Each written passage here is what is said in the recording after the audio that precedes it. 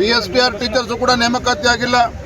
ಎಲ್ಲೋ ಒಂದು ಕಡೆ ಕಾಂಗ್ರೆಸ್ ಸರ್ಕಾರ ಗ್ಯಾರಂಟಿಗಳನ್ನು ನೀಡ್ತಾ ಇದ್ದೇವೆ ಅಂತ ಹೇಳಿ ಇವತ್ತು ಯಾವುದೇ ನೇಮಕಾತಿ ಮಾಡದೇನೆ ಯುವಕರ ಜೀವನ ಜೊತೆನೂ ಚೆಲ್ಲಾಟ ಆಡ್ತಾ ಇದೆ.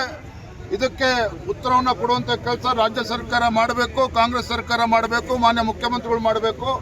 ಹಾಗಾಗಿ ನಾವು ಕೂಡ ಇವತ್ತು ಬಂದು ಏನು ವಿದ್ಯಾರ್ಥಿಗಳು ಯುವಜನತೆ ಪ್ರತಿಭಟನೆಯನ್ನು ಪ್ರಾರಂಭ ಮಾಡಿದ್ದವರಿಗೆ ಬೆಂಬಲವನ್ನು ಕೂಡ ಕೊಟ್ಟಿದ್ದೇವೆ. ಕೇವಲ ಬೆಂಬಲ ಕೊಟ್ಟರೆ ಸಾಕಾಗೋದಿಲ್ಲ. ಸದನದಲ್ಲೂ ಕೂಡ ನಮ್ಮೆಲ್ಲ ಶಾಸಕರು ಎರಡು ಮೇಲ್ಮನೆ ಕೆಳಮನೆ ಎಲ್ಲೂ ಕೂಡ ಚರ್ಚೆ ಮಾಡಿ ಇದಕ್ಕೆ ಸರ್ಕಾರದಿಂದ ಉತ್ತರವನ್ನು ಪಡೆಯುವಂಥ ಕೆಲಸ ನಾವು ಮಾಡ್ತೇವೆ. ಡಿಸ್ಕ್ರಿಪ್ಟಿವ್ ತೆಗಿಬೇಕಂತ ಹೇಳಿ ನೋಡಿ,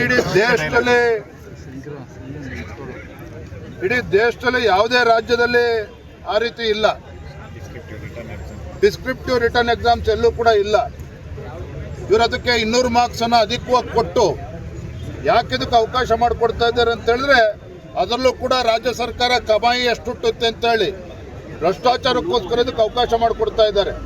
ಇಡೀ ದೇಶದಲ್ಲಿ ಯಾವುದೇ ರಾಜ್ಯದಲ್ಲಿ ಇರ್ತಕ್ಕಂಥ ವ್ಯವಸ್ಥೆಯನ್ನು ನಮ್ಮ ರಾಜ್ಯದಲ್ಲಿ ಯಾಕೆ ತರಕೊಟ್ಟಿದ್ದಾರೆ? ಭ್ರಷ್ಟಾಚಾರ ಬಿಟ್ಟರೆ ಏನೂ ಕೂಡ ಇದರಲ್ಲಿ ಉದ್ದೇಶ ಇಲ್ಲ. Thank you. ಅಧಿಕಾರ ಇರೋದು ಕೇಂದ್ರ ಸರ್ಕಾರ ತೀರ್ಮಾನ ಮಾಡಬೇಕು ಅನ್ನುವಂಥದ್ದು. ನೋಡಿ, ರಾಜ್ಯ ಸರ್ಕಾರ ಕೂಡ ಇಚ್ಛಾಶಕ್ತಿ ಪ್ರದರ್ಶನ ಮಾಡಬೇಕಾಗ್ತದೆ. UPSC ಮಾದರಿಯಲ್ಲಿ KPSC ಪರೀಕ್ಷೆಗಳು ಆಗಬೇಕು.